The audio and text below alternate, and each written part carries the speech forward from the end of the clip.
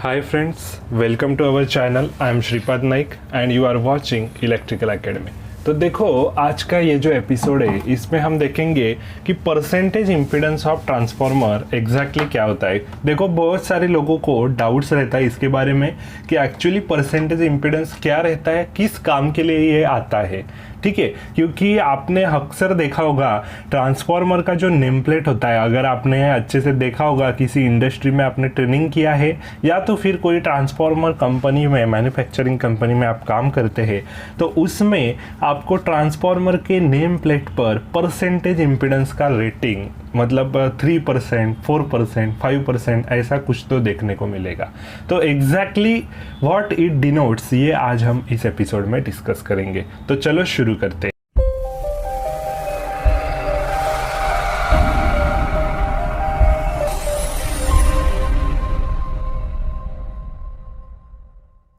देखो percentage impedance of transformer एक ऐसा रहता है, मतलब अभी देखो मान लो ये मेरे पास, मैं एक एग्जांपल ले रहा हूँ। एग्जाम्पल के तौर पर हम ये ले लें 33/11 kV का मेरे पास एक पावर ट्रांसफार्मर है जिसका परसेंटेज इम्पीडेंस दिया हुआ है नेम प्लेट पे 8% इसका परसेंटेज इम्पीडेंस है। मतलब जब ये पावर ट्रांसफार्मर फुल लोड पे काम करेगा, इसके फुल लोड पे जब वो काम करेगा तब वो कितना वोल्टेज ड्रॉप करेगा, तो फुल लोड के 8% उतना वोल्टेज ड्रॉप वो करेगा। तो ट्रांसफार्मर अपने फुल लोड कैपेसिटी में जब वर्क करेगा तो कितना वोल्टेज ड्रॉप करेगा, ये हमें डिनोट करता है परसेंटेज इम्पीडेंस ऑफ ट्रांसफार्मर। ये एक चीज़ हो गई।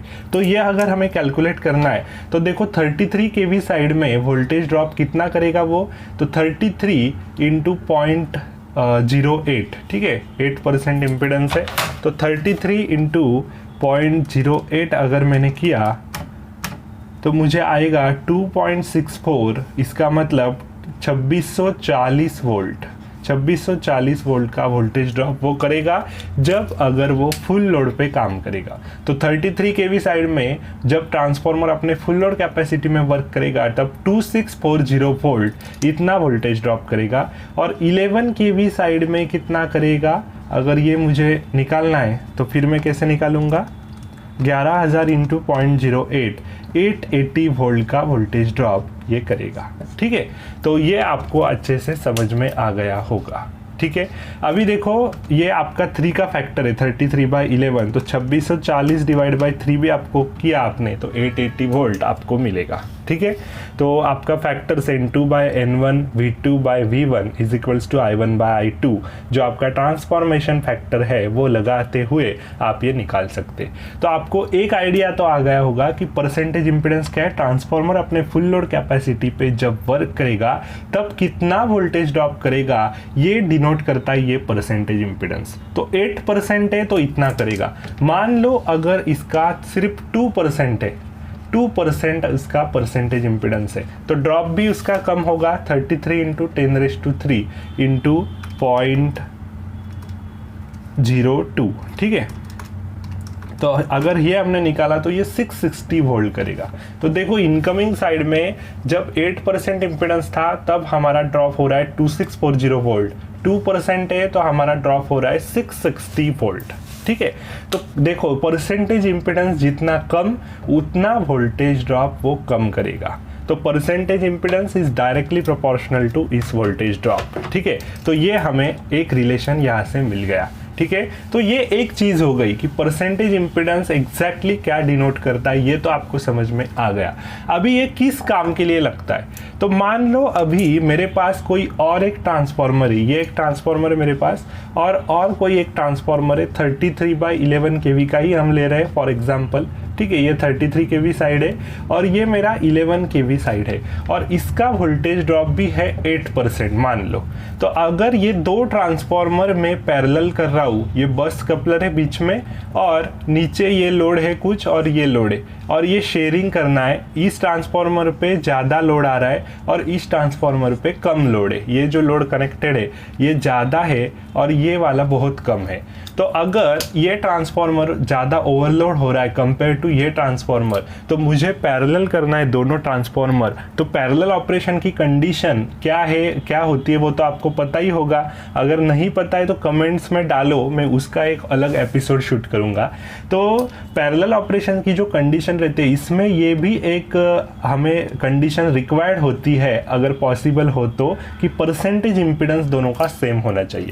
अगर दोनों का परसेंटेज इम्पीडेंस सेम होगा तो बराबर शेयरिंग होगा दोनों में। मतलब मान लो ये शेयरिंग हो रहा है इधर 100 एम्पियर, तो इधर भी वो 100 एम्पियर रहेगा, मतलब बैलेंस करेगा, दोनों ट्रांसफार्मर पैरेलल में रहेंगे और 100 एम्पियर दोनों मतलब आधा आधा बैलेंस करेंगे। अगर 200 एम्पियर मुझे बैलेंस करना है तो 100 में बैलेंस करेंगे। मान लो इसका परसेंटेज इम्पीडेंस है मेरा 8%, ये वाला ट्रांसफार्मर का, और ये हो गया 5%, ये वाला 5% है। तो इसका परसेंटेज इम्पीडेंस कम है तो ये ज़्यादा लोड शेयर करेगा। मतलब 200 एम्पियर अगर पहले 8% था तो 100 उसने पहले ले लिया था और बैलेंस कर लिया था। अभी 8% और 5% है तो 200 एम्पियर को बैलेंस करना है तो ये 120 ले सकता है और ये सिर्फ 80 एम्पियर लेगा। ये फॉर एग्जांपल हम ले रहे हैं, डायरेक्ट कैलकुलेट करके मैं आपको नहीं बता रहा हूँ। तो ये ज़्यादा ले रहा है, मतलब जितना उसका परसेंटेज इम्पीडेंस कम उतना वो ज़्यादा करंट खींचेगा अपनी तरफ, और जितना उसका ज़्यादा वो कम खींचेगा। इसीलिए सेम अगर रहेगा तो बैलेंस रहेगा एग्जैक्टली, और आपका जो पैरेलल ऑपरेशन करने का कंडीशन है वो आप सेटिस्फाई कर सकते। तो ये भी एक कंडीशन हो गई कि परसेंटेज इंपीडेंस किस काम में आता है, बराबर। और एक चीज़ है परसेंटेज इंपीडेंस के बारे में अगर मुझे बताना है तो मैं क्या बता सकता हूँ।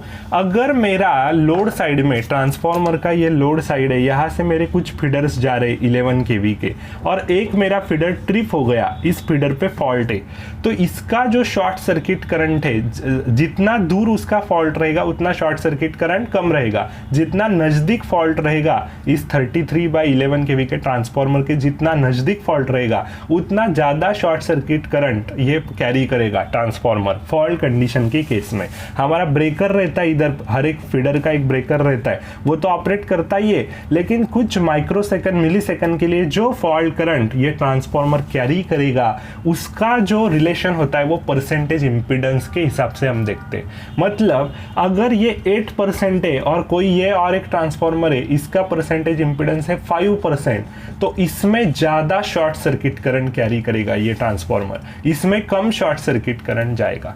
तो जितना परसेंटेज इंपीडेंस ज़्यादा होता है उतना ट्रांसफार्मर में जो इंसुलेशन है उसको जो धोखा रहता है वो कम रहता है। जितना परसेंटेज इंपीडेंस कम रहता है उतना उसके वाइंडिंग के इंसुलेशन को धोखा ज़्यादा होता है, क्योंकि उतना शॉर्ट सर्किट करंट वो ट्रांसफार्मर ज़्यादा कैरी करेगा जितना परसेंटेज इंपीडेंस कम रहेगा।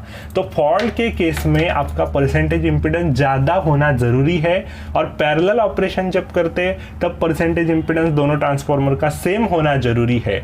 और अगर वोल्टेज ड्रॉप के हिसाब से देखें पहले वाली केस के हिसाब से, तो हमारा परसेंटेज इंपीडेंस कम चाहिए। अगर कम होगा तो वोल्टेज ड्रॉप कम होगा।